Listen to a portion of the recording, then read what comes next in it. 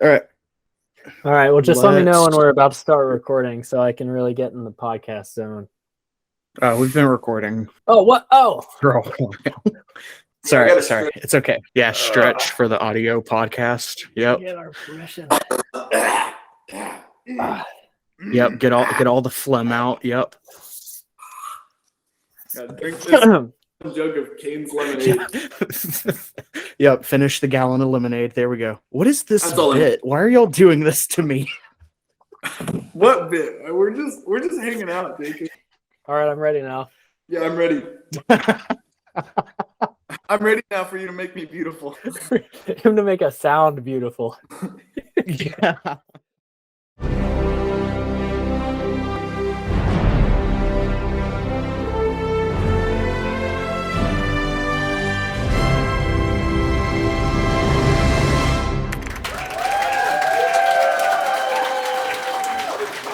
Welcome to the PRFFP, the podcast showcasing the films and the directors of the Party Room Film Festival. This week's guests directed Art is Life, Trapped, Call of Duty Unsightly Zombies, Sweaty Gains, Photophobia, and Photophoria. Please welcome Trevor and Paul. Woo! Good to be here. Thanks for having us on. Welcome back and everything. This part's always awkward. It's only awkward if you say so. Start asking questions. Y'all's category was definitely the most memorable this past year. So what was y'all's first reactions to getting to choose your category? Obviously, y'all are a little bit special in this question because y'all work together. Was that the plan from the start? Tell me a little bit about that. Well, I think when they told us that we could choose our own category, Paul and I both didn't initially do anything. Can confirm. And then Andrew texted me and said, you and Paul should figure out what you're doing. And I said, we will. And then a few weeks went by. Then I think I texted you, Paul, and I was like, what should our category be? And I think you just off the bat said Photoshop, didn't you? Yeah, I think so. Best use of Photoshop. I think it was like kind of sarcastic though, it was like a haha funny like. Yeah, yeah. And I said that would be funny, and then we didn't do anything. And then Andrew was like, I actually do need a category from you guys, like another week or so later. And because that was the only thing either of us had actually thought of, we just went with Photoshop. Is that right? Does that sound about right for you, Paul? Yeah, I think it was maybe slightly more intentional than that, in that we just decided that rather than having like a very serious or meaningful category, it was worth it to just make the joke. Yeah. And then run with it from there. The joke being a callback to the making of Area 50 Love, where Trevor said that he would Photoshop lasers in. That's correct, yeah. Tell me a little bit about initial reactions to your actors, props, and lines. Trevor, real quick, I have done a couple interviews and everybody hates the prop that you forced upon us. Any reactions to that? Okay, I think the prop was awesome, first off. And the best part of it is that I actually was texting Andrew and I said, what are the chances it actually gets picked? And he said, okay. I do think though that prop, the Nickelback album or CD was better than, what did you pick? Like Flint or something like that? Yeah, a Firestarter. Firestarter, yeah. I think there's that. Can you see my cat's butt? Did he jump in front of this camera there? I think it was funny. I think it was really dumb and really annoying, but it made for funny opportunities, and that's what I liked about it. Paul, tell me a little bit about your reactions to their actors, the props, and the line. Yeah, I think I'd be somewhere more in the same boat of your previous people you've interviewed when it comes to the prop. But I was pumped about the actor, and I'm trying to remember the line. Oh yeah, Lord of the Rings. 2 thumbs up for Lord of the Rings. Always up for a good Lord of the Rings quote. Y'all did use the line pretty well. I know a lot of people had difficulty using the line because it's such a specific and long line. A red sun rises, blood has been spilled this night. Y'all did really well using it. It was a tad challenging to work that into casual conversation. But I mean, I think just kind of the way that we planned our film, it kind of lended itself to working weird lines into it, pretty easy. Hey, side note, I just pulled up the text message thread from back in May when we were talking about our category. Mm-hmm. So we can get this on the record here. Okay, so Trevor said Andrew needs a category, and I said, "Oh, we need to come up with it." And Trevor said, "I suppose." And I said, "Best use of Photoshop." Trevor said, "That would be great." And then I said, "Working with a Michigan football player today." And then we proceeded to move on into talking about football. And then, like a week or so later, then I said, "Sounds like Andrew still needs the categories from us."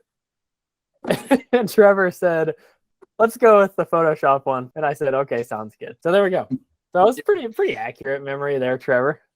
Yeah, thank you. I mean, I didn't remember the exact conversation, but I remembered something along those lines. Okay, so anyway, the line with Cody is what we're talking about. Thinking back on that, like that is one of the like silliest parts of our films, I think.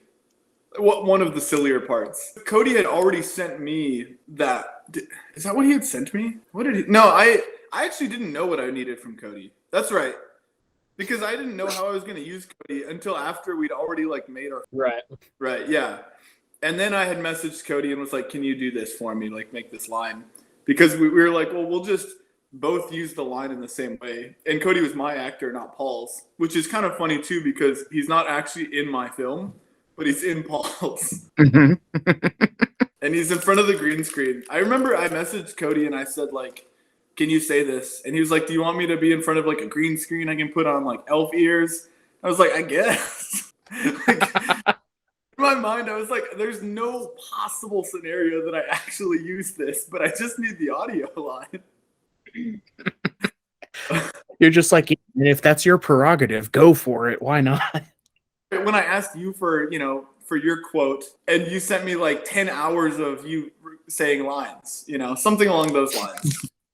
That's what you wanted to. I'm so happy But about then I had that. We'll talk about that video later. of Cody in front of a green screen. So that worked out for my film because I had that all of a sudden, but I had no idea what to do with the green screen, like where I should put him. So I just put him in Zach's house. So last year, many of the callouts were made as a joke, and then it got revealed that that was your actual opponent. Now, y'all obviously decided to not be opponents and instead work together. Tell me a little bit about that. Interesting take. Yeah, so I think essentially the way this went is actually I was quite concerned that I wasn't going to be able to film with anybody this year because I was spending the summer in Alabama and most of the people are in Kentucky. And so I was like, this is going to be kind of a lame year for me. I'm just going to have to make it work and get people to send me videos. But thankfully, like we were down at the beach, Riley and I, my whole family was supposed to go, but they all got sick. And so it ended up just being Riley and I. And then Trevor called and he was like, "Hey, like we have a couple of days off randomly. What are you guys up to?" It's like, "Well, we're actually at the beach with just the two of us." And so they left like a few hours later and drove all night and got there the next day. Nice. So then I was like, okay, great. We can actually do something now. So that's kind of how it started. I mean, I don't know Paul's entire creative process. As you know, my creative process is I'll figure it out later.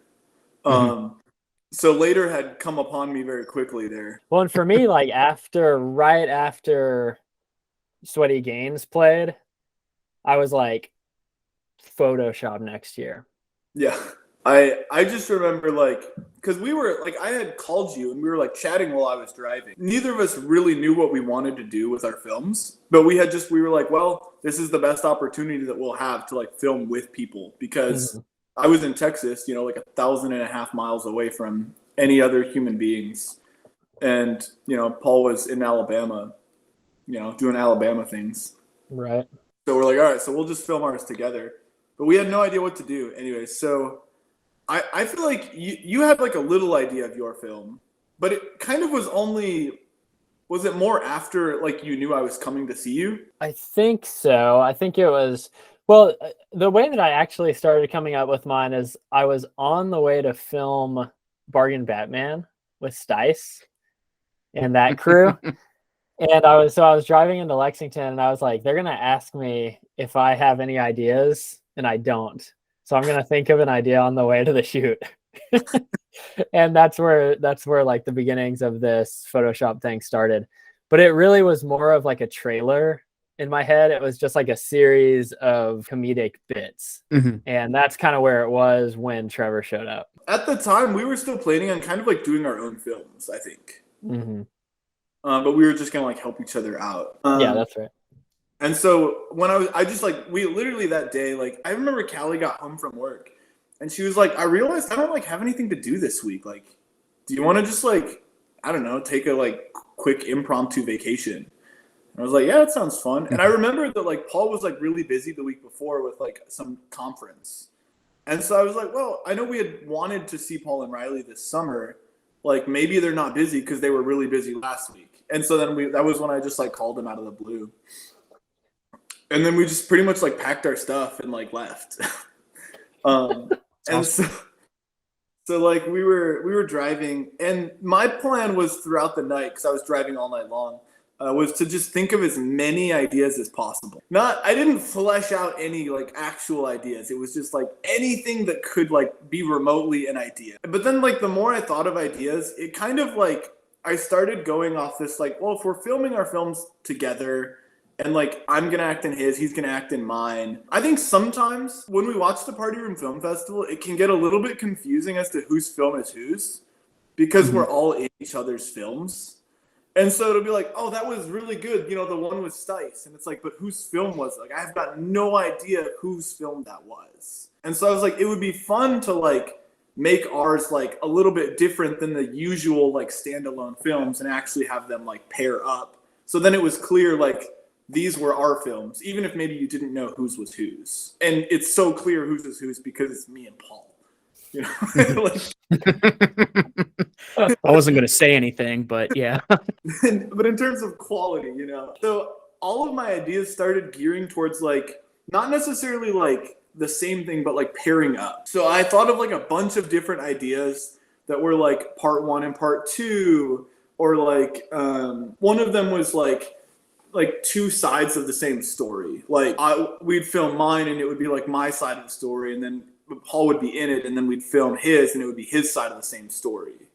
And so like, you know, like things like that I thought would be like kind of interesting and neat. But I kept thinking back to, and you mentioned it when we were in the room, the coin flip scene from, or the dice roll scene from Community. Yep. I would like to go ahead and apologize. I just got so excited. Like, I did not mean to spoil that. I was just like, oh, it's about to be Remedial Chaos Theory. Like, I love that episode from Community. So I would like to apologize for ruining that for you, for that reveal. I mean, I think that it was like clear, like pretty much as soon as it happened, you know? I don't know, maybe everybody. Because people probably, I don't actually know when people realized what was happening. Like, I mean, you picked it up right on the coin flip on the first one, but I don't know if everyone did. I have no idea when people realized what. I mean, I think it depends on if people have watched Community, and if you haven't, you should, because it's an amazing show. Absolutely. But yeah, so then when I got to Florida, I kind of just like rapid fire told Paul all my ideas as we were as we were like walking around the beach. Like just had our pitch meeting with each other walking around Panama City Beach. Yeah. So just a side note, one of my favorite ideas that we didn't choose because it was awful, mainly. So excited. I'm trying to remember what I had called it. Like I wanted to like have Paul make like a film and then me do like a garbage like a poop edit of his film. And so it would just be, you know, like clipping things and like distorting everything and just making it look like garbage. And making everyone say words and things that they didn't say. Just because I thought it was really silly and fun to do. But then I was like, that's way too much work for one person and not for the other. I don't even remember. Do you remember what I had called that one? Because I had like names for a lot of them. No, I don't remember. So then it kind of became clear that like I had something resembling a script and Trevor had concepts for how to execute. So we ended up basically combining those two things and going with his idea for the format and then my general story. So Paul basically wrote the script, like had something like kind of nailed down, and Trevor said like I can piggyback off of that, but the what is it called? The sum will be greater than the parts or whatever it is. Do you know what I'm talking about? Yeah, but I don't think you said it right. I definitely didn't, but like you're greater than the sum of your parts. that's it. That's the one. Yeah, not some will be greater than their parts. Shut up, man. Stop picking on me. I'm married. I'm a grown man. You can't pick on me anymore, okay? That works. I don't know. Apparently not. I don't. Seriously, I mean, y'all's films together are amazing. I wish as a collective group we could have just, gotten together and said, all right, let's all vote for Paul or all vote for Trevor, because I do believe that y'all's films together should have won the night, except for Trevor's film was like 25 days late. But it happens. Yeah, right. I think Andrew brought up to me afterwards that he was like, what we should have just done is said that if you liked our films together, because it was kind of a two-part thing, to just vote for Paul's instead of mine, and that would be essentially voting for both of us, which I think probably would have been a better idea if we were really concerned about getting votes. But I think we kind of didn't care. So why have the other win the coin toss? Why have the other director win the coin toss instead of you and dictate? And Jesus, man, I'm getting worse at this, guys. I'm getting worse at podcasting. All right. Why have the other director win the coin toss?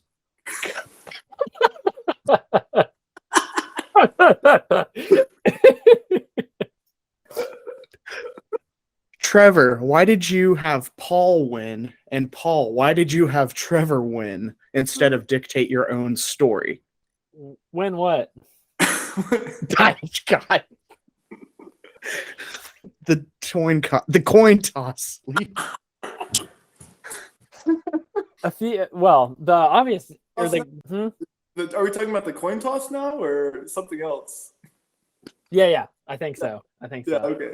Yeah, the beginning. Yep. Essentially, just so that way the director could do the primary filming, because one of the fun aspects of doing the same thing, as Trevor kind of alluded to earlier, is that there is a slight difference in our styles. Minor difference. You really have to watch the films a couple times to pick it up, but there is a minor difference. Yeah. Mm-hmm. Yeah. So people really familiar with the festival will know. They'll be able to spot it. And so we wanted to highlight that. And so in order to do that, we needed the directors to be able to film and have all the creative control aside from the script, to be able to do it their own way. And so essentially what we did is, when we were kind of writing the script together, which by the way was really one of the most like unexpectedly fun parts for me, just throwing that out there for the rest of the group. Like if you have a way to do some of the pre-production together, it was super fun. So what we did as we were writing it together is basically decided on a few things that we each had to do. Like, okay, we have to have these scenes and these lines, but then aside from that, you do it your way, I'll do it my way, and we're not going to influence each other on set. Mm-hmm. Yeah, and like, to piggyback off that, right? Like, because Paul did have, like, you had like some scenes in your mind, I think, for like how it was going to go. But in terms of script, we didn't have much of we really did just sit down and like write it together. In your mind, I think your Spark Notes, storyboard, if you will, like to start off was, just like getting hired to work at Photoshop. And then, the more you work there, you're going crazy and you want to like go into the computer. And like I think you had the line, didn't you? That was the you need to Photoshop me, or there's something about like, I'm going to go into the computer. That was the line that you really wanted, that you were like in your mind, that was like set. Mm-hmm, mm-hmm. Yeah. And the whole "I want to be beautiful" thing was from the start. Yeah. Like I said before, in my head, initially, it was more of like a trailer. So you're just seeing these clips of this person like slowly losing it. And like, even we didn't end up using it, but like if I would have had Trevor film it, there would have been a shot like of Callie being like, "I don't even know you anymore," or something like Yeah. that. You know? Yeah, That'd be awesome. it was a lot of fun.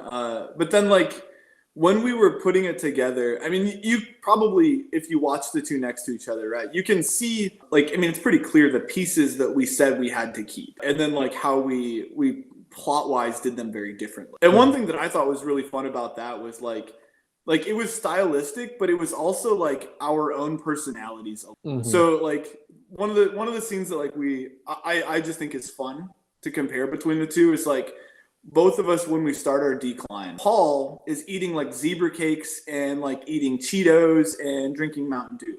None of which are things that Paul would ever do if he was in that scenario. True. Those are all things that I would do. Like if I'm like staying up all night, I'm eating like junk food and drinking like Mountain Dew and like I'm eating garbage. And so it's funny to see like Paul doing that because, you know, that's just very much not Paul. And then likewise, you know, if Paul is like staying up super late working on stuff, right, he would be like drinking coffee, you know, and things like that. Speaking of the similar scenes between each of your films, I have 1,000,001 questions about the dinner celebration that you each do. The s'mores, is that the main course, the appetizer, the dessert? Why are there no napkins at this restaurant? Is it because you're supposed to eat the s'mores with the forks that are next to the two plates? Why don't the candles match either? And why is Trevor's shirt unbuttoned so low? These are all really good questions. Mm-hmm. Mm-hmm. I don't know if we necessarily have time to address all of the questions in one podcast. Well, It's a pretty fancy restaurant to be serving s'mores. I mean, I think in one of my clips, actually, like I cut it earlier, but there's a like right after I go because in mine I say like clink. yes, you do. Yes, you do. I say clink, and then there's like a second pause, and then I say s'mores. That didn't make the final cut, you know, for reasons.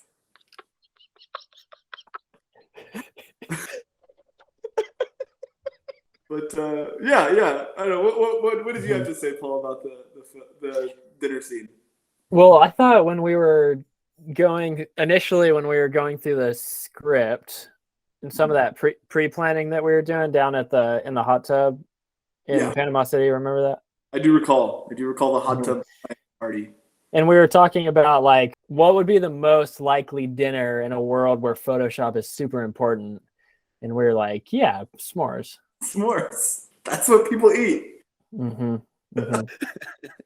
But more realistic, if you ask our wives, it's because we didn't manage our time properly. And we had planned to go do the dinner party at Joel's house. Mm-hmm. And then it was all of a sudden late and like they were putting their kids to bed. And so we didn't want to go bother them. And I think that Riley and Callie wanted s'mores, right? Is that right? I'm pretty sure it was just like literally right before we recorded without any food there. My mom was like, hey, I made you all s'mores. That's what it was. Yeah. She just made us s'mores. And so we're like, perfect. We'll just put these on the plates and then we'll have s'mores or something to eat for the dinner party.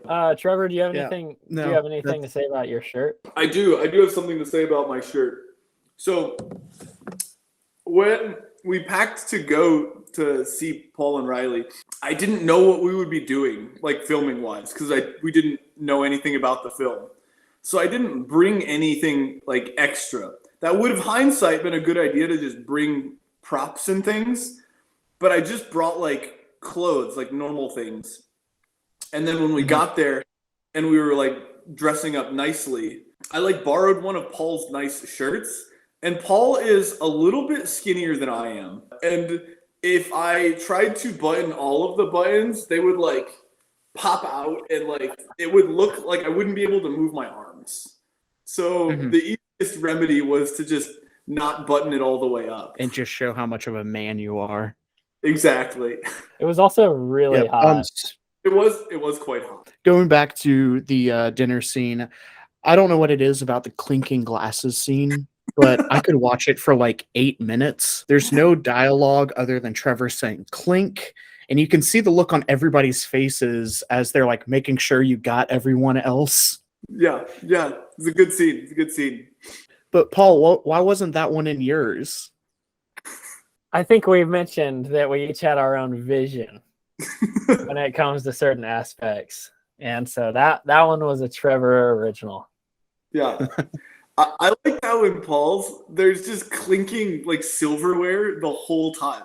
Like the sound of clinking silverware throughout the scene. Even though we're all just like sitting there quietly. Well, it's the other tables at the restaurant. He's creating a soundscape. Exactly. Thank you, Jacob. Well, I mean, I think that just speaks to, I mean, in Trevor's film, y'all are at such a high established restaurant that y'all have your own private room. Yeah, that's what it was. Except Andrew is apparently in there somewhere. Yeah.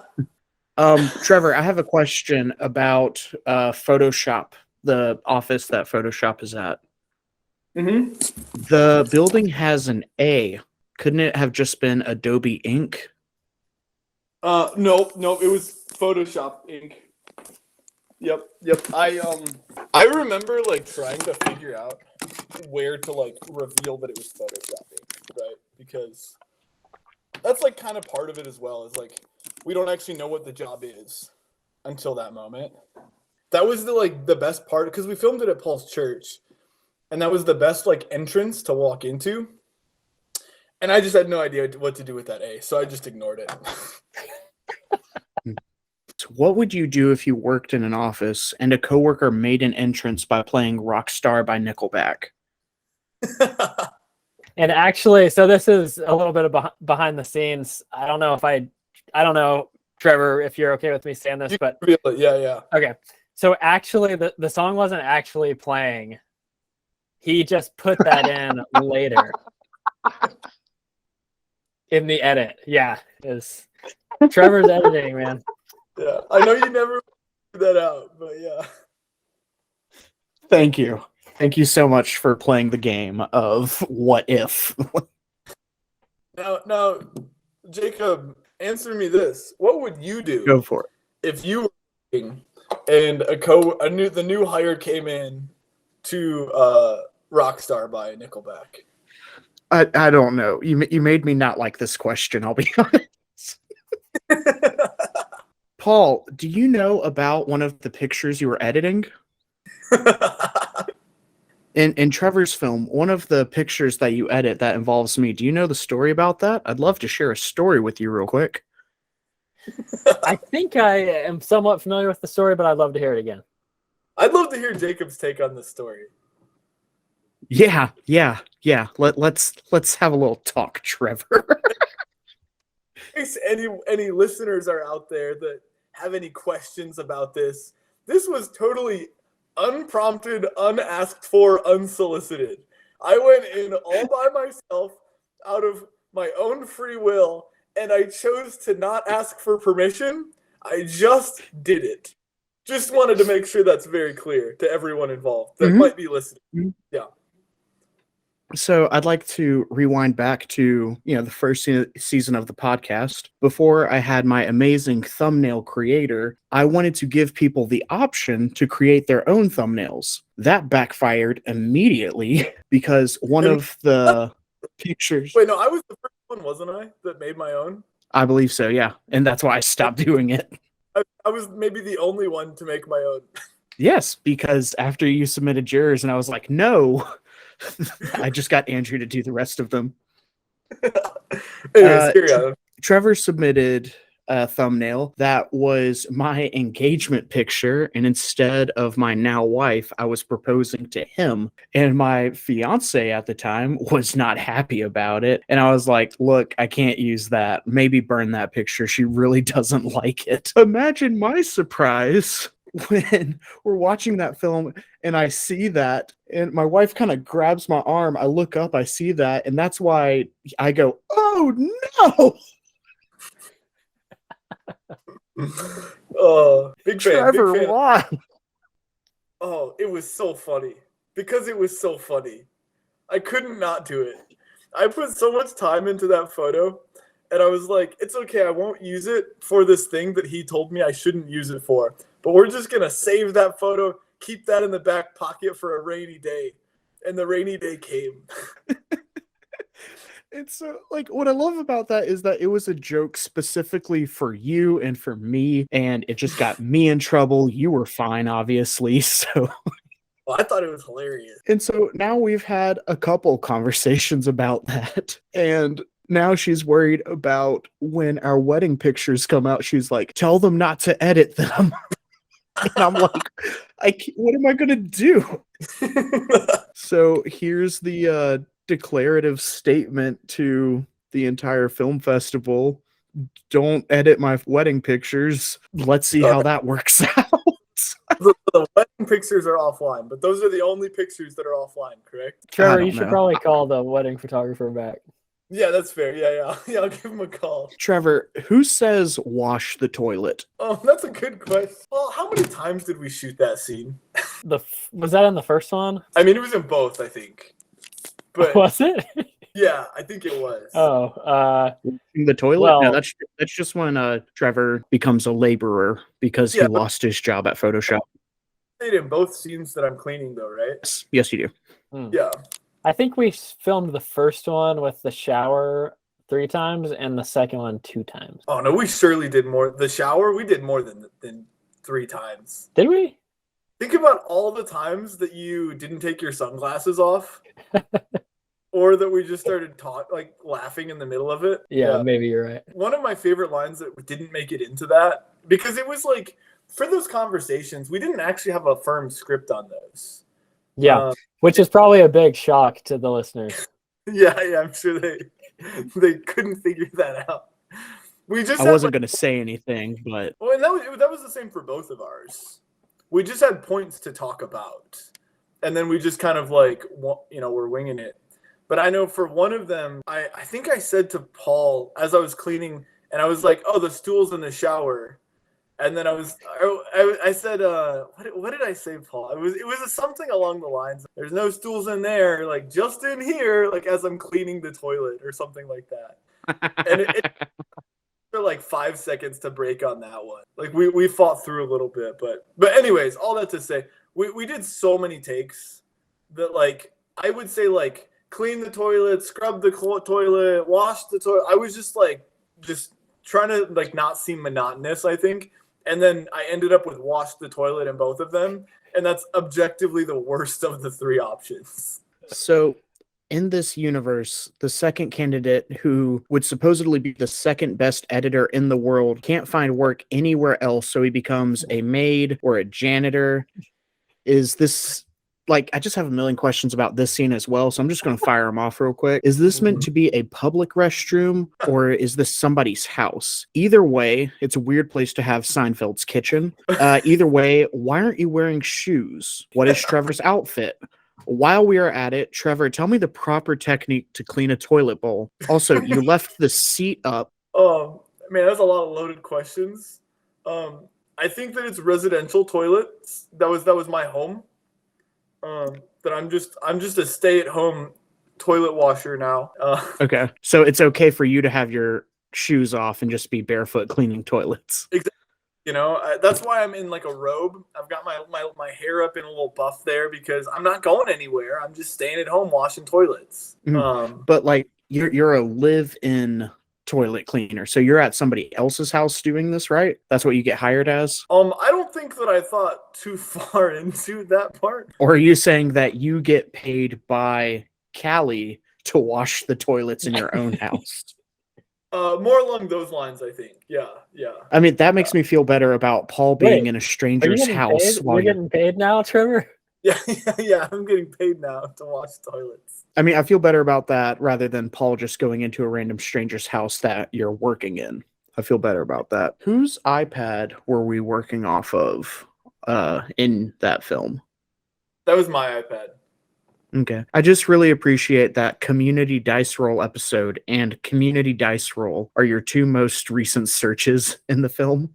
What are the chances? But before that, you were watching some disc golfing, listening to Aussie Man, and watching Yu-Gi-Oh! Top card battles. Yu-Gi-Oh! Top card? I don't think that's correct. I don't know what top All right. card battle. I Wait, assume, you're talking about my character in the film, though, aren't you? And with this, yeah, those were the 'cause most we had recent put- searches. because we had put these searches in to try to build my backstory. Okay. Yes. That was all part of the backstory. I assume that Top Deck Scrubs was actually meant to be Top Stitch Scrubs because, you're a doctor. Or I guess Paul is a doctor in this universe. No, so top deck is referencing the card on the top of your deck. So for instance, if you're playing a card game against someone and you say, "Man, I hope your top deck sucks," it means that you want the next card they draw to be bad. So top deck is referencing the card literally on the top of your deck. And so it was actually my friend's YouTube channel where he would post profiles of people like when they did well at tournaments. My scrubs were referencing like people that like if you like scrub out of it. Okay. Like, man, I got absolutely waxed the first 2 rounds, so I scrubbed out and went and ate Chick-fil-A instead. That's actually really useful information. I did not know that. I thought it was just a typo and you were looking at scrubs for work or something like that. That's pretty cool. Not at all. But from that shot, we can also see that you were filming on July 2nd, plenty of time before the deadline. So, Trevor, what happened? So I did think I went over this a little bit. I don't even remember entirely what happened, to be honest. I know that I got back and I was like, I could probably start. I have a vague memory. Yeah, you go ahead and tell, because I don't remember exactly what all happened. My memory was that you were leaving my parents' house to go back to Texas. And I said, well, I guess I'll get started on this pretty soon. And you said, well, I think I'll do nothing for a month and then think about starting it. And I think that's probably about what happened. Yep.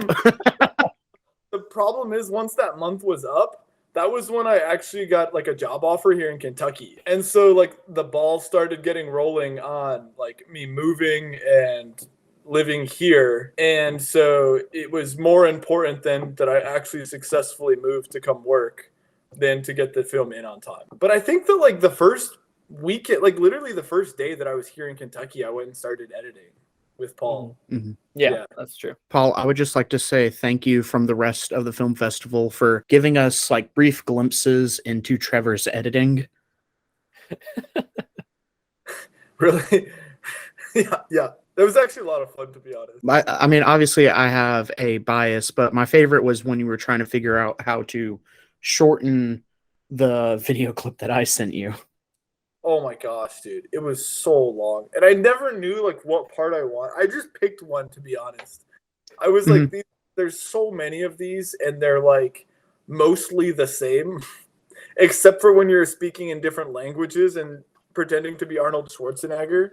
So I just picked the first one that wasn't a funny accent or a different language and rolled with it. For those who don't know, because Trevor honored his wishes, I wanted... He told me that he wanted the line, "Can you turn me into a toilet?" I didn't know what he would do with me saying that, so I said I wanted to be anonymous, so I'm not in the credits. Thank you, Trevor. But Welcome. I sent him a 15-minute clip of me just giving him a bunch of different takes, different inflections, accents, languages, and I think he just used the first one. I probably did. Well, but even so when I asked you for the clip, you told me, you were like, well, what, like, what's the context? Like, I need to know why I'm asking this. And I said, you don't get any context. You just have to say it. And you're like, well, I need to know more than that if I'm asking you to turn me into a toilet. And I was like, well, either you get it or you don't.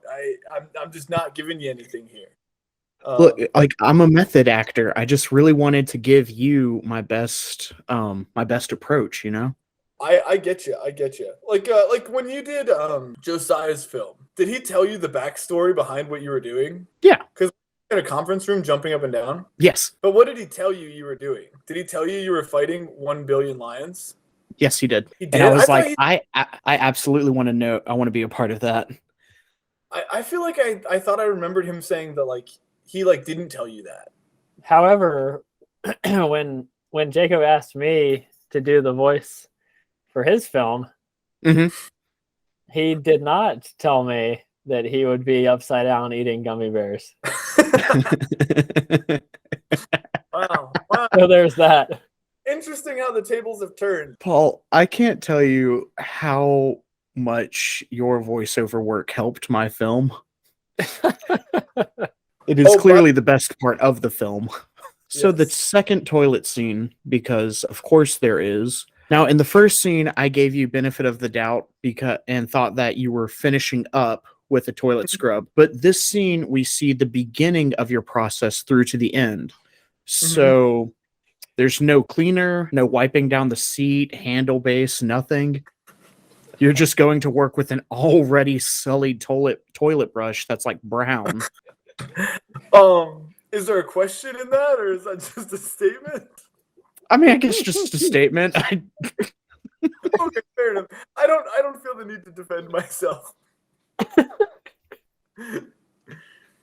In this universe, y'all aren't married to Callie and Riley. The credits in Trevor's, it just identifies them as helpers, not as themselves. That dinner at the beginning is just with friends and helpers. They're not your wives. I mean, is that in my credits? That's how I identify them as helpers? Is that what I said? Mm-hmm. Yep. Also, they're in Paul's. The wives kind of get forgotten in y'all's films. No, they didn't get forgotten. No, they're both in my credits. Yeah. Yeah, but they're not, the wives. They're just the helpers. Yeah. Yeah, they were honestly, I forgot about the dinner scene, that they were in the film. So when I was doing the credits, I was just acknowledging them for their help throughout the film. They, went and got us Chick-fil-A. They, sometimes held things for us. They made copies. They did general help things in my film, as well as being in it, which I kind of forgot about, I guess, when I was doing the credits.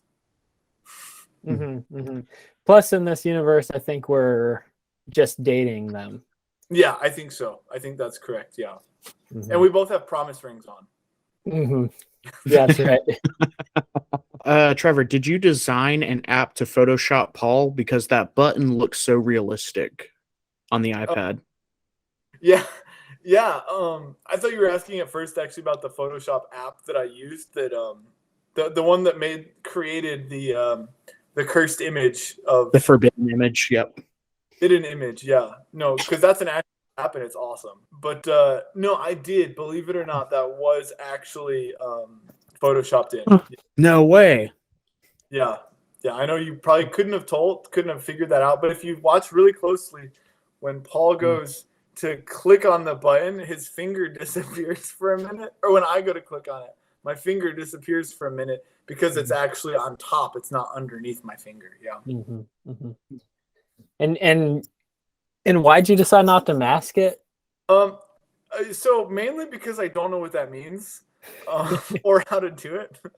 I will say on a side note, you've taught my wife some bad habits, Trevor. Have I? Yeah, because literally last night, we were watching The Chosen, and they go to like a wide landscape scene that has, like a lake and mountains in the back, and we know they filmed this in Texas. And Riley goes, "Oh, they photoshopped this one." Oh no! It's all Photoshop. I'm glad that my vocabulary is persisting. Yeah. The ending, the dark room with one light, it looks beautiful. How did y'all accomplish that? I'll defer to. Yeah. I can take this one. So what we did is we went in a dark room and then we set up one light. And then we recorded ourselves in that. Man. Thanks. But I mean, like, were y'all in a closet or just bedroom and it was completely dark? No, it was a dark room. Yeah. It was a room, dark room, one light. Really dark room. I refuse to be bullied on my own podcast. Paul, moving on to your film. Now, whenever we start watching your film is when I just realized, were y'all being interviewed at the same time? Yeah, it's a group interview. As one does. Paul, more use of the phone taped to your drone rig. Yep. Yeah, it worked for me last time, a couple of years ago, I guess. So I thought, yeah, we'll hit that again. You may have noticed this time I went to Memphis, Tennessee for that shot instead of Tulsa, Oklahoma. It's a little closer. Trevor becomes a toilet washer, and Paul, why do you become a maintenance man if you lose your job? What do you mean? You know, if you don't get the job at Photoshop Inc., you become a maintenance man. Right. Why? Well, what else am I supposed to do? I got to make a living.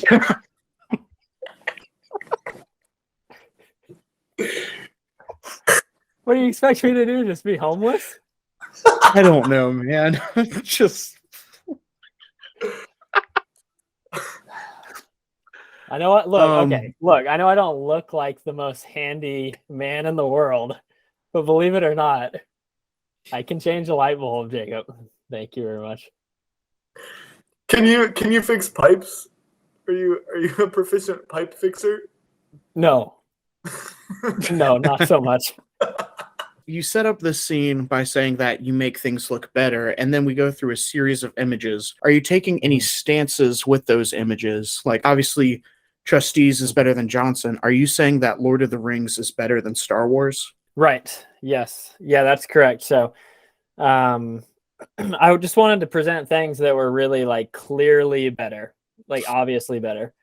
So, Trustees, Johnson, Lord of the Rings, Star Wars. Did you have a bistro reference in there too? Like, was there one with like cat food or no?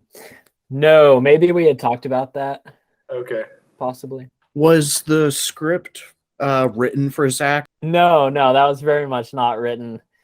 And I think that even came up late to get Zach to send in something, because I think kind of as we were filming, we just realized that there were some opportunities to incorporate more people, which would be fun. So yeah, I reached out to Zach. I think all I told him is that I needed him to ask me to Photoshop something. I think that's all the instruction I gave, and I received like 4 minutes of gold.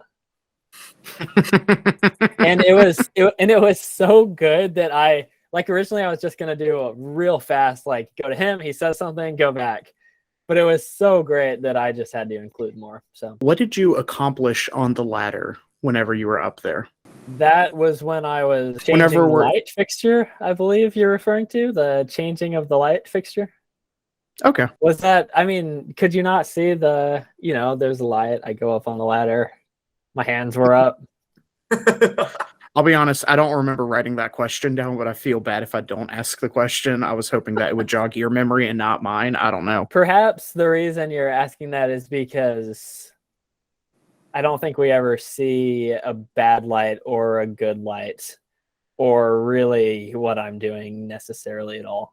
Well, I think it's so clear what I'm doing, in my parallel universe. It's abundantly clear that Trevor is a stay-at-home toilet washer. There's no question, about what I do. Mm-hmm. So, there was maybe a tad bit more ambiguity. Paul's doing more than one thing, which is not something that people generally do in this universe. Mm-hmm, mm-hmm. Which just kind of shows like our difference in education level, because like, one of the first things you talk about in the screenwriting class is not be too on the nose. You want to leave some things vague, right? Exactly. And that's a class that I never took. So I wouldn't know that. Right, because Trevor was, after all, a biology major. It's true. This is true. You gotta be able to tell from my film. The mirror shots are prevalent in both films. Who did it first? Was there copying, helping? Tell me a little bit about that stylistic choice that shows up in both films. That was a premeditated decision.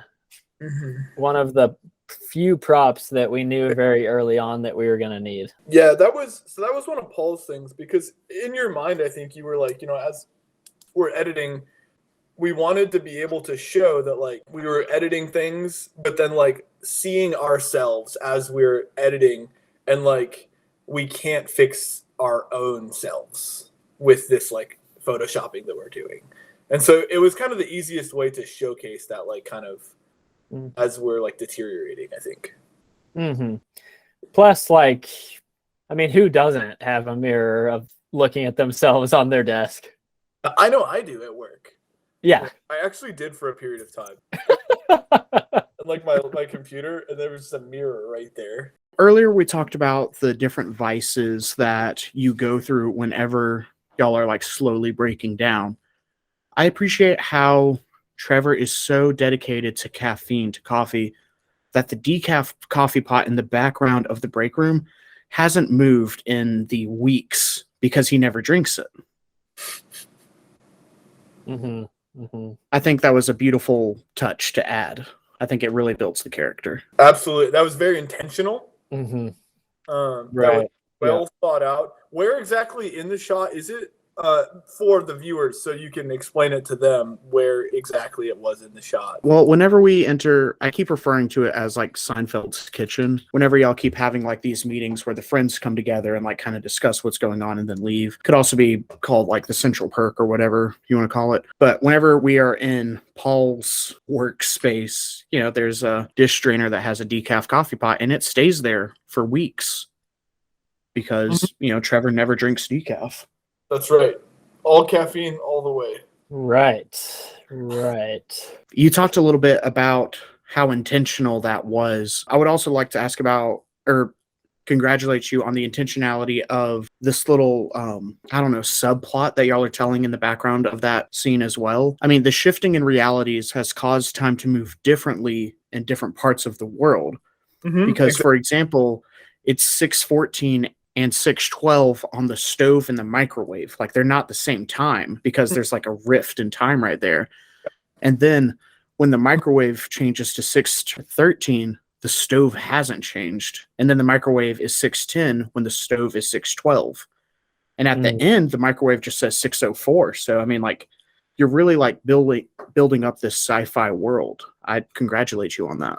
Yeah. Mm-hmm. Yeah. Well, didn't we? I mean, I think this also goes back to our pre-production meeting in the hot tub, because we were thinking, like, if we went into the computer, that's going to cause some issues in the time. Exactly. And I don't want to give away too much, but I bet you if you watch the film backwards, it will you'll a little different meaning in the film. I just, I don't want to give away too much of the too many Easter eggs at once, but yeah, I wasn't going to go there, but I think it's good. I'm glad you did. I mean, I'm thinking about, if you watch the film backwards, it's the plot of like Tron, I think, because like whatever, never mind. Speaking of Tron, Trevor's setup for Troning into Photoshop was much simpler. Explain the different approaches for how you got into Photoshop. Is this for Paul or for me? Both of you. Are you Whenever Paul goes into Paul's film, or how Paul did it in my film, or how I planned for Paul to do it in my film, or how Paul planned for me to do it in his film? Yes. Yes. Excellent. Mine was pretty simple. I actually briefly photoshopped a couple things so you would have them for yours, like for my film. And Paul pretty much did all his in post, I think, didn't you? You're talking about, what are you talking about? So I'm talking about your Tron scene where whenever you enter the computer, for Trevor's film. For Trevor's film, you just get photocopied and now you're in Photoshop. For your film, you have Trevor surrounded in wires and stuff, and that's how he gets into Photoshop. I think that was just some of our actual creative vision, because that was, we knew that we were going to send each other in, but we both had our own ideas of what would be funny to do. Well, yeah. I mean, I was kind of going with what's going to be the most realistic way to get in to the computer. I was going with the more like theatrical version. You know, like what do people do in movies? They fax themselves into the computer. So Tell me how you accomplished yours. Like, obviously, at the end we see a blooper reel, and you have the lights on a fishing line or something like that. a big metal pole. Yeah. So what we did is we achieved what in the very, I mean, like once you get really into film, you may be able to achieve what's called a split screen lock off. And this is where you use, instead of holding the camera, you use a tripod. And so that's tripods, like the stands we use to hold cameras. Thank you. And so it's interesting that I'm doing this episode with the two non-media majors. Appreciate it. I definitely don't know what a tripod is. I appreciate. Yeah. Sorry. So let me see if I can explain this. So you have the shot, and then we filmed it first with both me and Trevor there. Then you didn't see this part in the film, but Trevor left the room. And then what I did is he put all the wires and cabling onto a pole that we just found in the room. And I shook it as hard as I could until the wires fell off. And then thank you. And then that's not all. And then, okay, go ahead. And then what I did is I used the shot of me from the shot where Trevor was still there. And then I cut the left side of the screen to the wires falling. Mm-hmm. And what about that out? Part? What, Trevor? What about the electricity part? How'd you do that? Oh yeah. So that was a practical effect. Riley was on the floor, fired off a little taser. Okay. Yeah. And then what I did is I frame by frame masked Riley out of the shot, and then painted in basically the floor where she would have been. Did you use the little paint bucket like fill feature from Paint? No. Oh, I see. Oh my god. Did that answer your question? Yeah, sure. Thank you for the in-depth how to. Paul, what would you teach me in a masterclass? And then Trevor, same question for you. I could teach you about biblical theology. All right. Yeah, I mean, thank you. If you're interested, or, just really like whatever you're most interested in. So if we're sticking within the film genre. Yeah, that's what I'm talking about. Like, teach me how to be a better filmmaker. Okay. Maybe like filming and editing. Thank you. Something along those lines, I would think. Trevor, same question. Can you explain to me what master class is? No, moving on. Oh, okay. Well then I would probably teach you about eyes. Thank you. Something so you may not know this. This is something that a lot of filmmakers don't know. There's actually a lens inside your eye. And while it's nothing like a camera lens, it's also very similar to a camera lens because it captures images similarly in end product, not in how they function, to a camera. So really? About the eye, and you could take that knowledge and apply that to your filmmaking when you're choosing which camera to use. Yeah. Thank you. Yeah, thank you. Yeah. Huh. Wow. The other thing is about films is I could probably teach you a little bit more about writing, about script writing. Yeah. I would love to make a film based on a script by you. I'll pump out some scripts for next year. I'll have some handouts that everyone can use for their films. That should be a rule. It's like, all right, look, if you don't have an idea, it's day 14. We're 2 weeks in. Just choose one of Trevor's scripts, and now you're stuck with it. Exactly. People might wait till day 14 if they knew that I was going to write their scripts for them. It's a good point. Why is it that no matter what, Paul becomes insecure? Yeah, I think it's based on a true story, loosely, wasn't it? No, that was mine. Mine was that it was based on a true story. Yeah, that's right. Yours wasn't. Yeah, so to answer your question, so you're saying in my film, Trevor, I'm insecure when my character is insecure when he's helping Trevor, and then in Trevor's film, my character is insecure when Trevor's helping me. Yeah, no matter what happens, you use Photoshop and then you get insecure and zap yourself into the photoverse. Oh, because you mean after Trevor does? Yeah.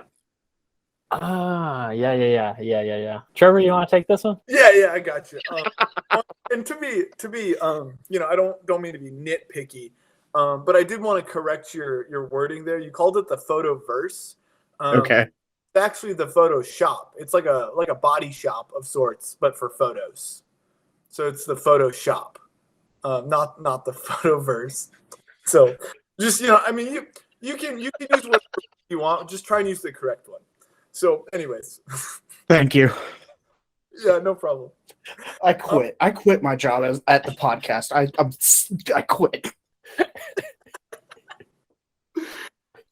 Yeah, so I think that the reason that Paul so in the initial one, he goes in because he gets this job at Photoshop. And so as he's working on other people and making them more beautiful, he then decides that he too would like to become more beautiful. So that's when he asks me for help, and that's when I send him into the Photoshop.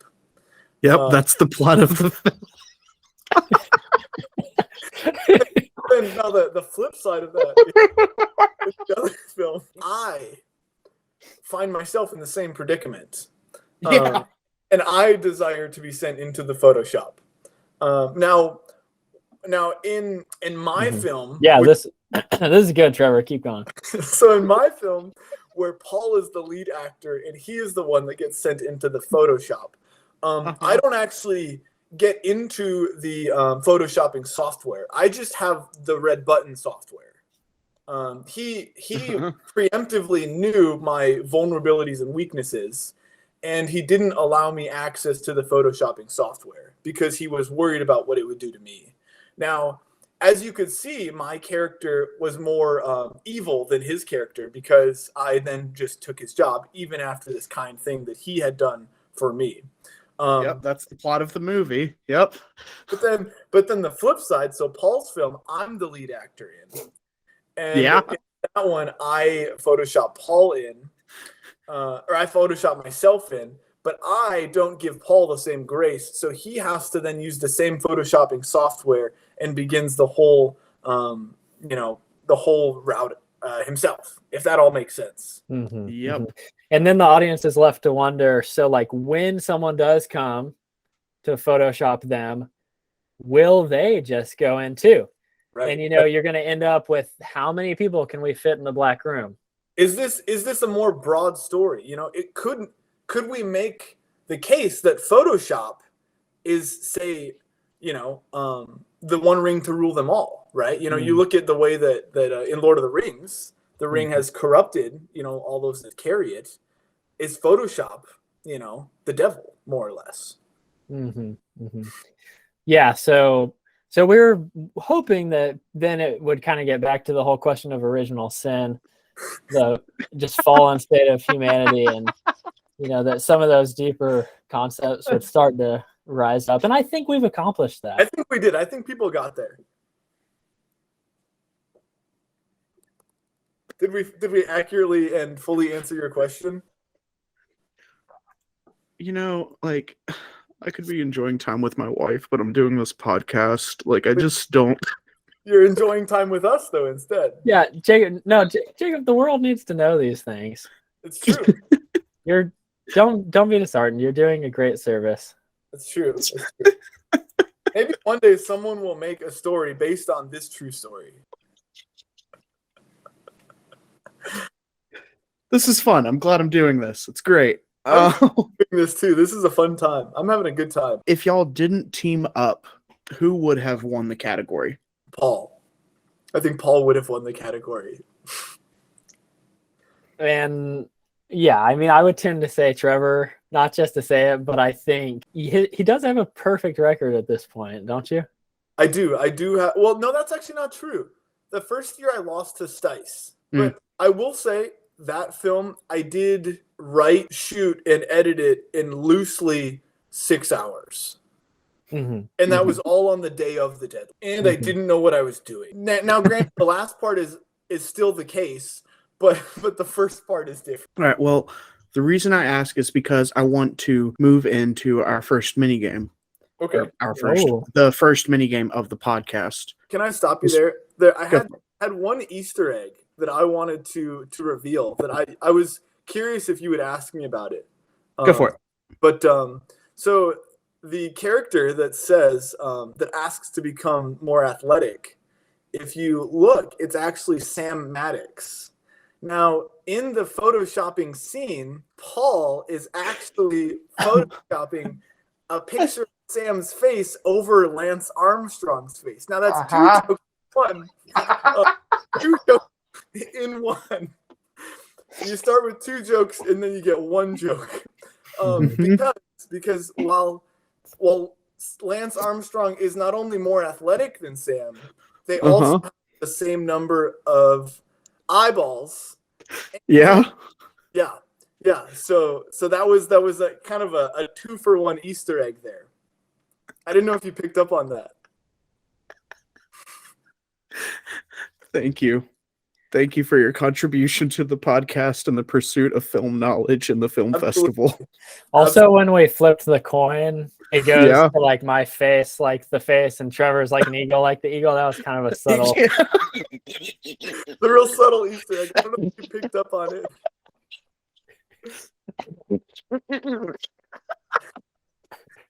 Why do I do this to myself? Why would I do both of y'all together? Why would I do this? That's a great idea. Yeah. Big fan. Throughout the podcast, I've been playing this with people. It's called Who Would Win in a Fight. Now, these have been a lot of one-on-one matchups. Since we are doing both of y'all, we are doing some tag team matchups. So I want to know who would win in a fight, Trevor and Paul or James Franco and Seth Rogen? I mean, do you want to weigh in on this first, Paul, or do you want me to go? Yeah, I'm just looking. Thankfully, Jacob does have the height and weight for us of each of them.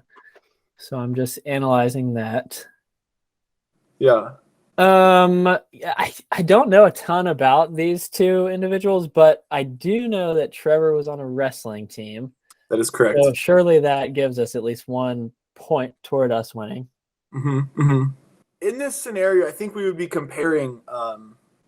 You would probably be fighting James Franco if I had to guess, and then it would be me and Seth Rogen. Yeah, going off of our weight class. Yeah, exactly. Yeah. Initially, my response would be that we would win.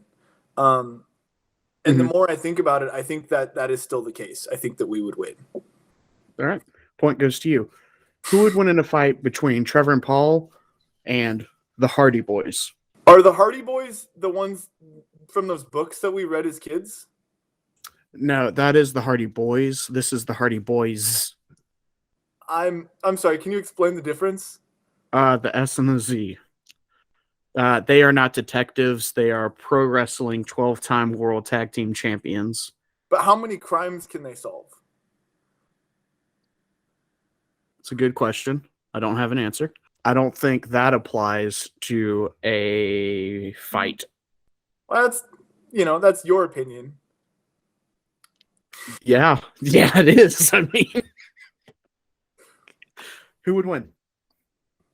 I'll let Paul take this one. I think we could easily take Frank and Joe, but I'm not sure about these guys. I'm going to go with these guys because of the Z. The Z, yeah. Because the Z. Now, It makes them dangerous.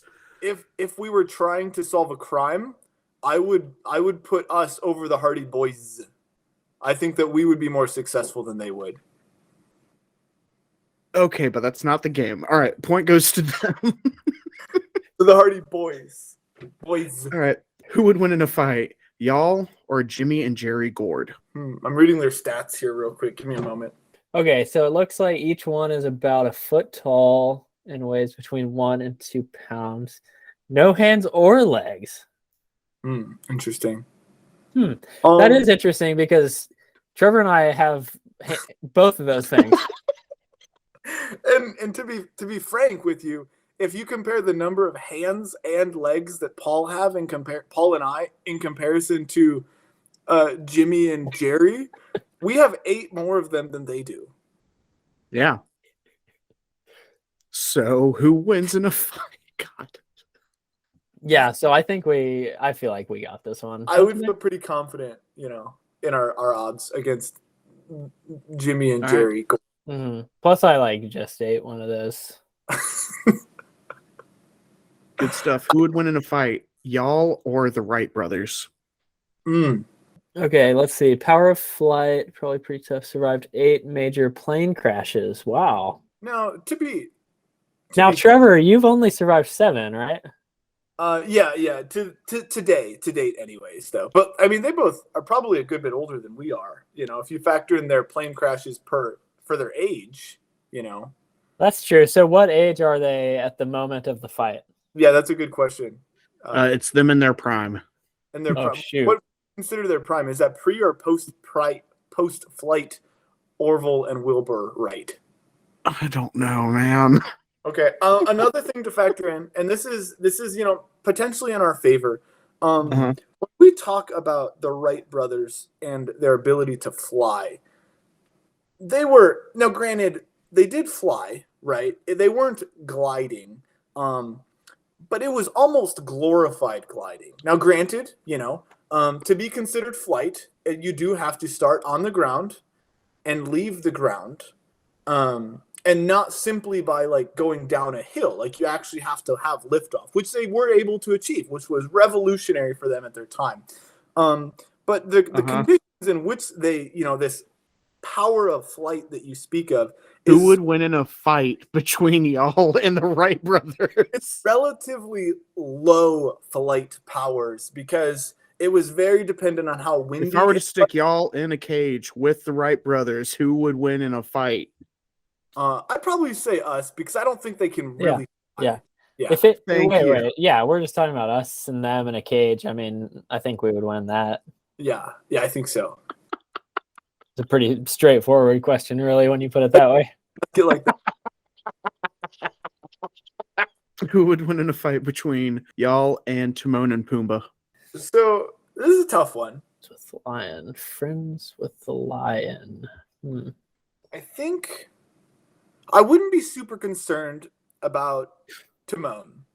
Now, how about this? We'll go weight class again. I'll take Timon. Okay. Trevor takes Pumbaa. Okay, I hear what you're saying. Now, do I get any tools or weapons in this fight? Nope. You have fists. But he has tusks, and those are definitely weapons. Yeah. So he can't take those off though. Well, that's debatable. Yeah, so I think, and this is just me. So Trevor, you say what you will, but the way I see this going is I take Timon, Trevor takes Pumbaa. Pumbaa kills Trevor. I kill Timon. Pumbaa kills me. That seems pretty realistic. I would be on board with that option.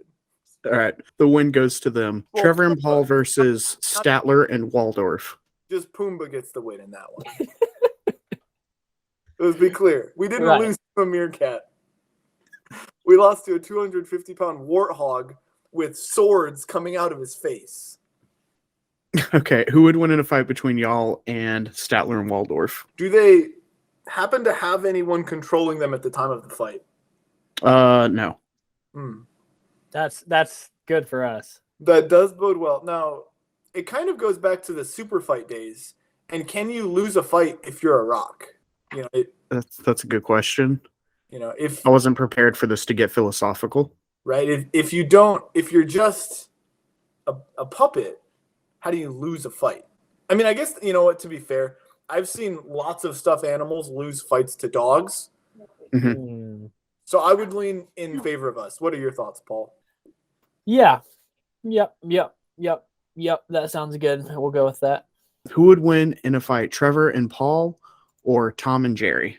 So if we're going, And I take Jerry. yeah, similar weight class. Now, with this, you have to remember that they are immune to like anvils, car crashes. They both know how to use swords and guns and whatnot. However, usually the guns that they use, if I'm correct, the bullets will like kind of poke through you, but then they'll stretch and come back out of you. And also, if you just stick your finger in the barrel of the gun, it'll blow. It'll. Yeah. I don't have a ton of experience fighting cats. Has Forger tried to attack you, Trevor? Well, occasionally, but usually it's really cute. Usually he's laying on his back and he's just swatting at my hands. So not as much fighting experience, I suppose. Okay. If you wanted, we could maybe swap for this one. I have a lot of experience killing mice. If you're kind of indifferent towards the mice or the cat, I can send you pictures of mice that I've killed with shoes, things of that nature. And for my resume, anyways. You've also played the mouse in your film Trapped. To kill a mouse, you have to be able to think like a mouse. That's true. Okay. Well, I was gonna say them, but with this new strategy and information, I'm gonna go us. Okay. Yeah. I think if you're feeling confident, I'm feeling confident. Yeah. I feel pretty good about Tom, actually, surprisingly. Yeah. Well, he's kind of a ding dong, to be honest. Who would win in a fight, Trevor and Paul versus the Russo brothers? The Russo brothers. Marvel movies. They look like they probably took karate as kids. Maybe Boy Scouts. Okay, so these people were in the Marvel movies. Those are. They directed the Infinity War and Endgame. Are they related to the Karate Kid? I don't think so. No, Ralph Macchio. No. Are you sure? Well, no. What's his name? Yeah, Daniel LaRusso. Yeah, Daniel LaRusso. That's true. That doesn't bode well for us. No. I mean, probably a distant relative, though. He probably moved away from them when he was moving to go see Mr. Miyagi. Okay. So here's what I'm saying. We sweep the leg. Yeah. We're good. I think so. I think we'll get disqualified. No big deal. Sweep the leg. That's the game plan. That's always the game plan. I'm feeling good. Against the Russo brothers. All right. Yeah, me too. And I think for this one, instead of like each taking one of them, we just both straight for Anthony. Okay. Yeah. Larger threat. Joe seems a little bit less stable, I think, than Anthony. Yeah. So then we just pick him up after. So yeah, I think that's fair. Trevor and Paul versus Reshiram and Charizard. Now that's an interesting one. So yeah, I think this is more in your area of expertise. Yeah, Trevor. I was going to say, I think I can kind of give a little bit more insight here on Reshiram and Charizard. We are talking about the GX card, correct? Sure. Yeah. So now. No, we're talking about the Pokemon, not the card. Well, I mean, but that will make it harder. Reshiram and Charizard GX, the tag team card. So are we fighting them together in their card form or in their Pokemon form? In their Pokemon form. Their Pokemon form. Okay. Well, you did say that dragons ? Obviously, we all know Charizard is not a dragon. Okay. But they are fire type. It's a tough one, right? Charizard is obviously fairly powerful, but he's also kind of lazy, as the anime has shown us. That he doesn't like to fight unless he really has to. And to be honest, I think that Reshiram would probably kill both of us all by himself. So I don't think Charizard would be needed in this fight for us to both be absolutely fried to a crisp. I will say though, as far as the weight class, I mean, we stack up pretty well with them. Yeah. I mean, Reshiram is only 10 foot 6 inches Mhm. and 727 pounds. Yeah, so you take him, I take Charizard. Weight advantage on me and height advantage on me. What do you mean? What do you mean weight advantage? Well, minor, slight. Oh, okay. Yeah. Yeah, Charizard and me as well. Yeah. And he's practically, I mean, he's a little taller than Andrew, I think. So you would just have to imagine fighting a flaming Andrew. A flaming 200-pound Andrew. Exactly. Well, a little taller than a flaming 200-pound Andrew. Yeah. Yeah, this isn't All right. looking good for us. No, I don't think so. Trevor and Paul versus Scorch and Torch. They are dragons for a hockey team. Do you have any initial thoughts here, Paul? Now these are dragons. I know we had some debate Yeah. about that in the last one. They don't seem They like are the Columbus River dragons. river. So they don't breathe fire. Do they breathe water? I have no clue. Are either of them 700 pounds? Height and weight unknown. Unknown. I mean, they don't appear to be 700-pounders. Oh, it's hard to tell from the photo. It is. That is a little tough to determine. There's a door in the background, though, if you look closely, just for size comparison. That's true. Yeah. Um, Of course, we have no idea how big the door is. That's fair. Maybe I'm making an assumption there that it would be a regular size door, but it might also be a Tom and Jerry size door. They might be very small. Then I think we got a good shot. Yeah.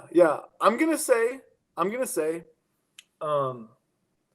that Paul and I win, but it's a knockdown drag out fight. I think they do hockey things, and I generally, as a rule, try not to fight people that do hockey things. They're a little bit scarier than I am, but I think that if I turn their faces around, they won't be able to see very well, and that would be a huge advantage.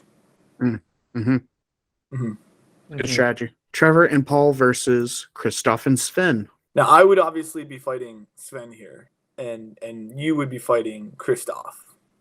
Right. How are you feeling about fighting Kristoff here, just before we even get into me versus Sven?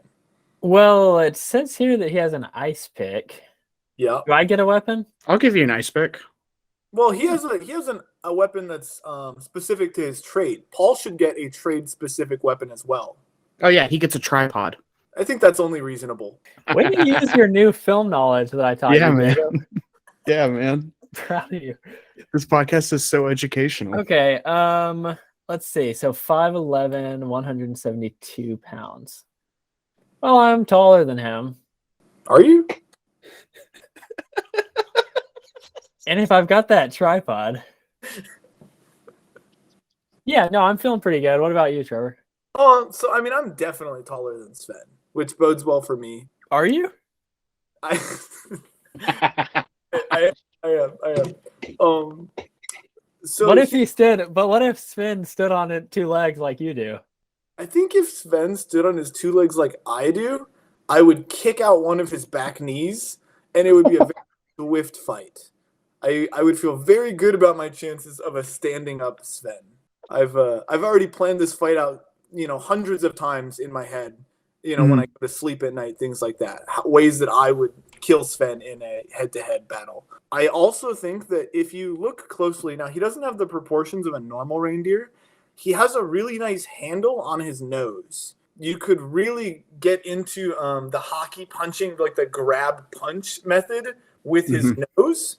And you would be able to steer his antlers away from you, which I think would probably be my method to victory against Sven. Maybe if it's not too much trouble, when you have his nose, if you could break an antler off and throw it to me. I can probably do my best. Yeah. I think that's not an unreasonable request. Okay, yeah. I think that would just give me the edge over Kristoff here. Exactly. I just have 4 more of these, just so y'all know. 4? Good gracious. Y'all are the ones that are going so far in depth on each one. I was like not prepared for this. What did you expect from us? I don't know, man. This whole thing went way weirder than I meant for it to.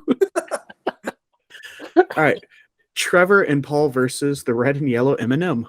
11 feet? No, that can't be right. I've seen the commercials. There's no shot that yellow M&M is 11 foot 4 inches. Basically, on a COVID safety sign, they were standing right next to each other, and it said that they were 6 feet apart.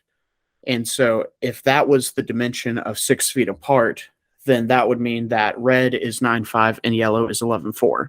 Now, if that's true, their exoskeletons, which they have exoskeletons, would be about an inch thick. Okay. Let me do some quick math here real quick. I'll get back to you. Go Well, for it. what caught my attention right away is that these two do have both arms and legs. They do. They're very different. Jimmy and Jerry Gord. Right.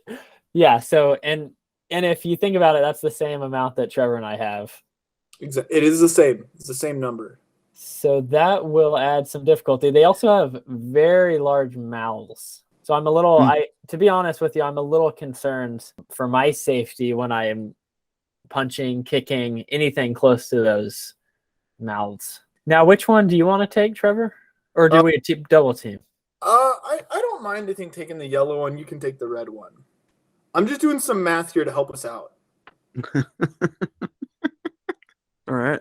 Now, they are filled with chocolate. Is that correct? They would be, yeah. They would have some skeleton of some sort on the inside. Sometimes that skeleton is made of chocolate. Sometimes it's made of caramel or pretzel. But they would have some type of skeleton. Trevor, how long is your math going to take? We'll see. I'm hoping that Trevor's math turns out well because I'm not feeling good about this one. I'm particularly susceptible to cavities. I see. And so I don't think there's any shot that I could eat them Mm-hmm. while still retaining the health of my dental hygiene. So I'm trying to find out the exact weight of these chocolate creatures. So it says here that the average chocolate bar weighs about 4.4 ounces. The average chocolate bar is about roughly 6 inches or so. So if he's 11 foot 4, right? So 11 foot times 12.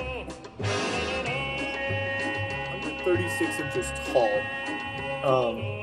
And then we divide that by 6. That's going to get us to around 20. Loosely, he's 23.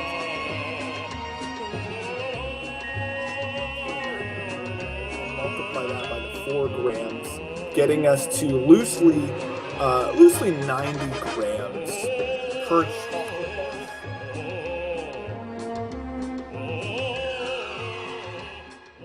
Why are you bringing this up, Trevor? This seems really not useful information in a fight. Now look how skinny their legs.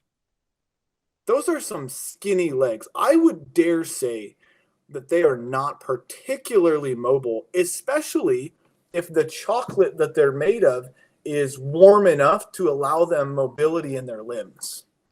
So if the chocolate is hardened enough to be sturdy, I think that their mobility is severely lacking and they would be too top heavy. I think we could take them. Now, well, that's good to know. Yeah. By taking them, do we have to eat them? I don't think we have to. No. Okay, good. Okay. Yeah, I think if we can get one of their legs to fall off, we've essentially won. Now, and here's something to think about to eat them. The yellow one does have a large amount of peanut inside of him. And coming from South Alabama, you know a thing or two about peanuts. You come from, the peanut place over there in Dothan. Yeah, peanut capital of the world. Peanut capital of the world, as some might say. So you could probably even boil his large peanut carcass and feed it to families, feed it to the whole town of Dothan, maybe. Yeah. Okay. This is looking good. So I'll take the peanut. You take the chocolate. Yeah, and then I think we've got it on lockdown. All right, so y'all get that one. We take red and yellow M&M. All right, Trevor and Paul versus Mario and Luigi. Now, have they eaten any mushrooms lately? No. No mushrooms. Okay. What about any curry? Any what? Curry. No. No curry. Any feathers, perchance? I'd have to say no. I don't know. Okay. Flowers. Yeah. For the sake of argument, they have eaten a flower. Yes. Interesting. Well, that doesn't bode well for us, Paul. No. Now, is this before or after they filmed the new upcoming movie? Before. Hmm.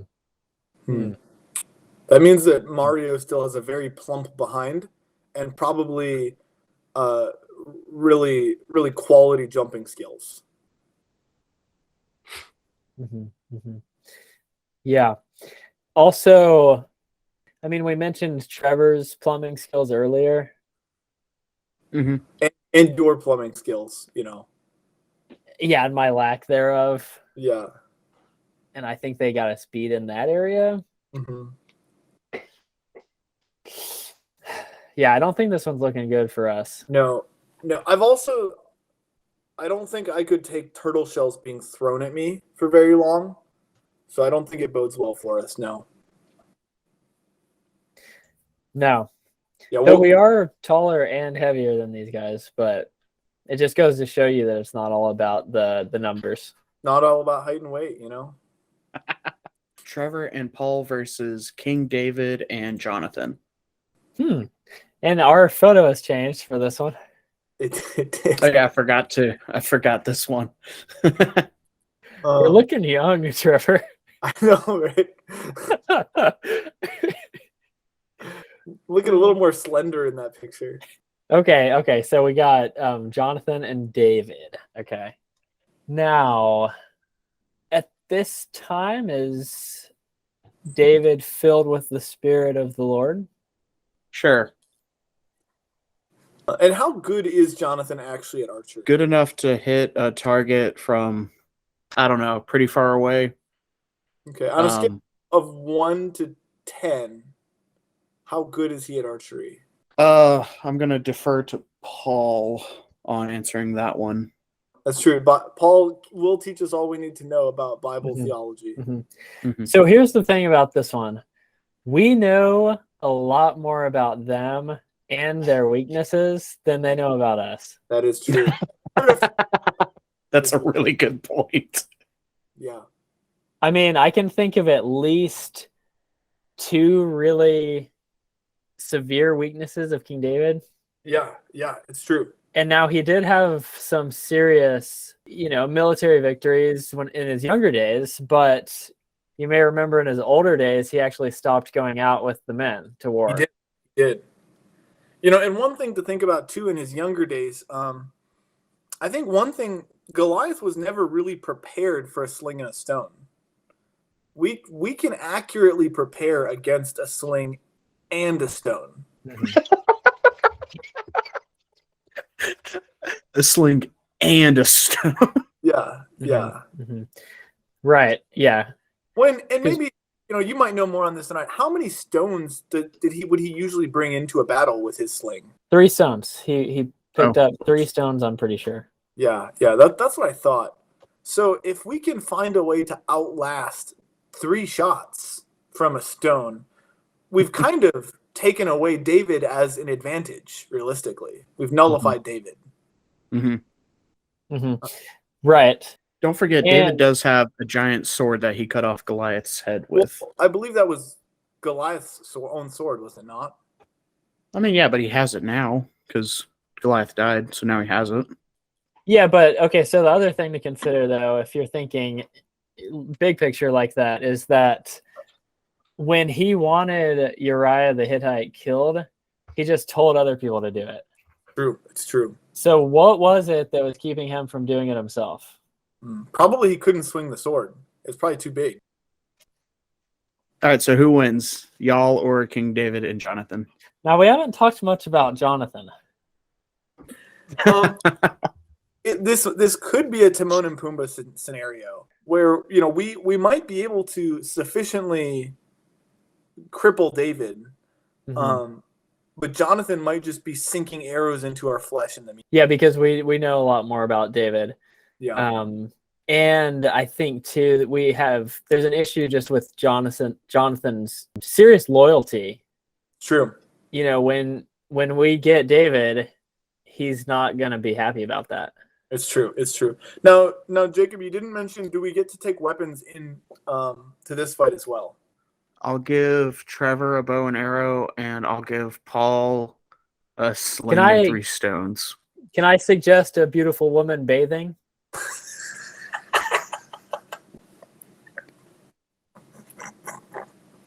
I think that's my weapon of choice. I think that's a reasonable request. Granted. You know, that is like one of the standard weapons in the cornucopia, like of Hunger Games battles, is like, you know, there's daggers, throwing axes, guns, and then, of course, you know, the beautiful woman bathing. Yeah, I don't see why not. So, Jacob, while you may not have realized this, I actually did a fair amount of archery growing up as a child. I actually owned 2 bows. One of them was a handcrafted longbow made out of oak.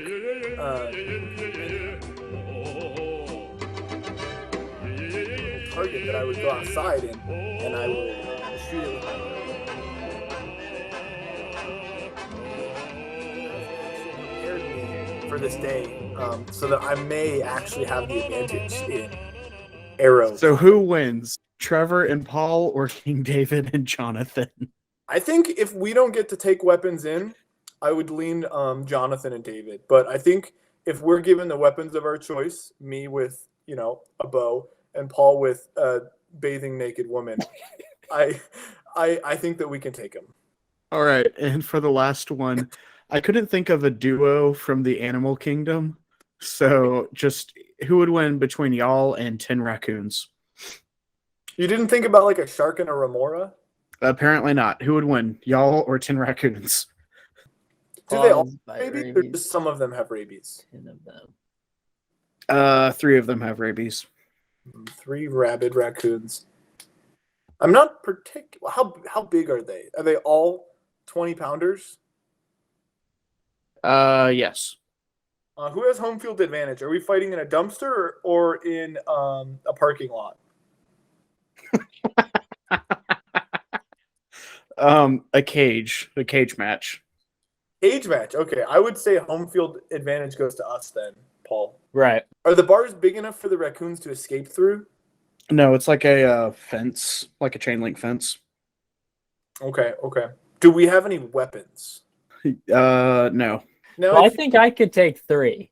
Okay, are they the rabid ones or the not rabid ones? That'll factor into my decision-making process. Right. Yeah. Oh, and so here's something to think about. Now, if there's 10 of them and they weigh 20 pounds each, that's only 200 pounds of raccoon. So between the 2 of us, we definitely outmatch them in weight. But if they're 3'1" each and there's 10 of them, right, that's 30 feet and 10 inches of raccoon. Which, yeah, and they're all stacked on top of each other, obviously. So. much more height than we would be able to bring to this battle. How tall did you say? 30 feet and 10 inches. And that's taller. Am I correct? That's taller than we would be if I was on your shoulders? As far as I'm aware, yes. If we factor in the heights from Sven and Christoph that we'd calculated, then yes, I believe so. I feel pretty good about this one. Okay. Did you come to a consensus on the rabies raccoons? So I'll take 2 rabies, 1 normal.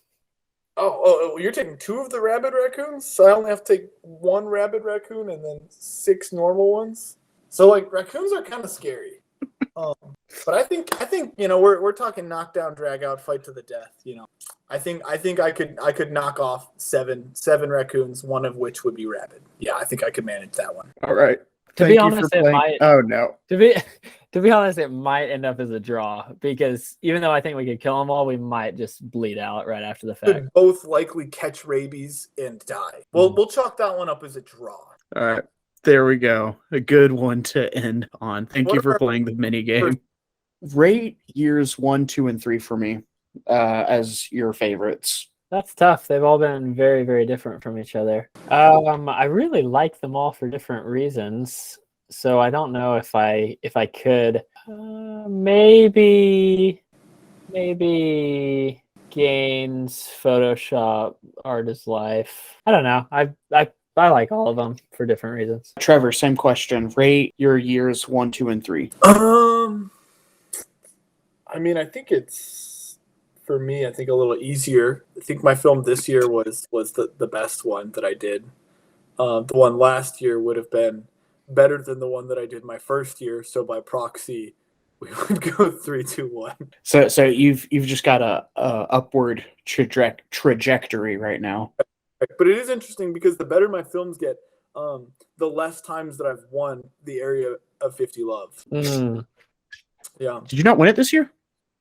No, I didn't. Someone had this really weird film. It was just like a mouth, and I think it was weird enough to get the public vote. Well, you know what happens. You know, It happens, you've lost your touch. What can we say? Anyway, That's one thing you could say. tell me a little bit about y'all's voting criteria. What boxes need to be checked to earn your vote? I think just like cleverness. Like I thought Levi's was very clever this year, just like the way that he did his whole thing.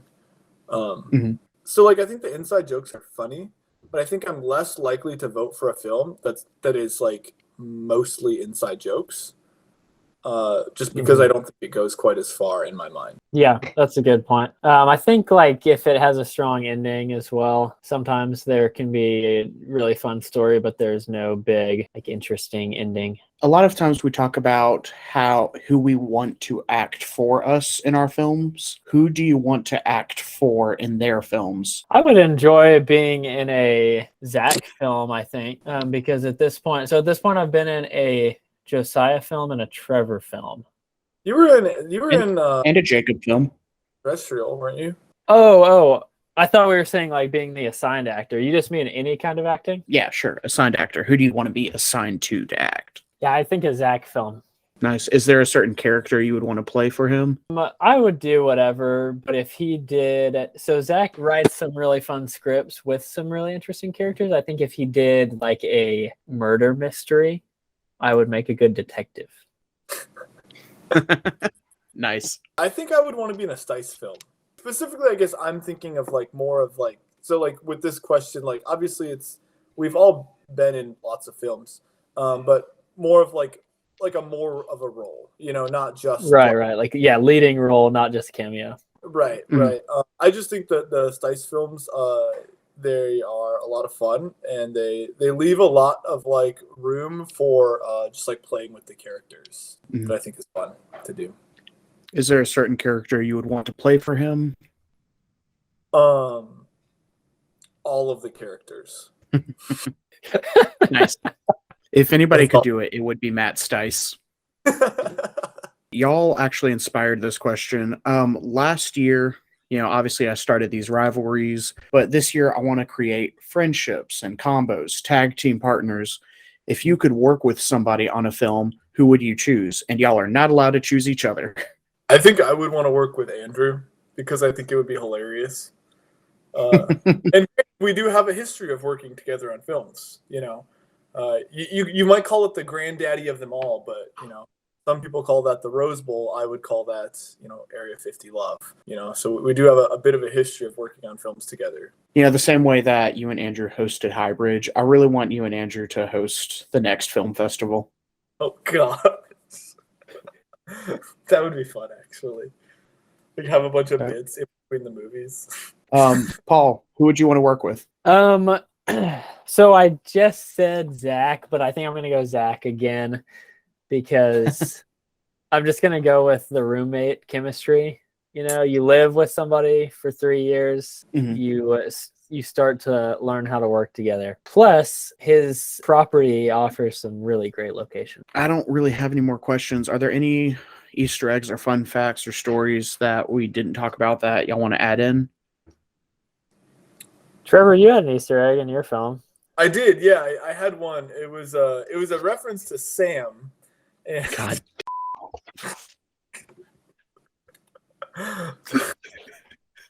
That was the main Easter egg. Did I have other Easter eggs, Paul? I feel like I probably did.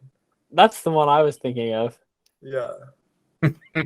Oh, and then we did that thing with the coin The coin. Yeah. Yeah. fade. So the Yeah. community. Yeah. Before we wrap up, Paul, I'm not sure if you're aware, the listeners will be aware by this point, but Trevor is apparently running a campaign to become part of the council, I believe. Trevor, will you tell me a little bit about this? Do you have any statements that you would like to make? Absolutely. Wow. You know, I think the council has done a great job. I really do, and I think they continue to do a great job. And to be frank, you know, I don't necessarily think I'm not someone that's trying to invoke change for change's sake. I just simply want to be a part of it. I think that I have a lot to bring in terms of my vision, my experience. You know, I think that there's a lot that I could bring to the table that they might not have thought about, that they might not have. And so I just want to reach out, you know, to kind of start the wheels turning, you know, the gears rolling, you know, get everyone thinking that, you know, Trevor maybe has a place on this council, you know. So that's all I have to say. You know, I'm not out here to, you know, to go in crazy, but I just want to let y'all know that I'd like to toss my hat into the ring. Representing you and me, Trevor Smith, 2023. Trevor Smith, 2023. That's all I have to say. All right. Well, I mean, I don't really know if you can just start an election process on your own. I don't really know if there are rules or strictures in place for this, but probably what the British told the colonies, if I had to guess. But you know, there's a young man named George Washington that thought differently. Just want to, you know, make sure that my voice feels heard. You heard it here first. The festival is becoming a democracy, and the way that your voice can be heard is through Trevor. So make sure you vote this coming election, apparently, for Trevor Smith 2023. And you know, throw one more thing in there. If we factor in the number of doctors on the council versus the number of that are represented in party room film festivals, I think there's a severe lack of representation in the council. That's just something to think about. Paul, do you have anything to add to this? Does he have your endorsement? No, I probably won't vote for him. There we go. There we go. This has been the PRFFP, and I'm just hanging out. Hanging out with my family.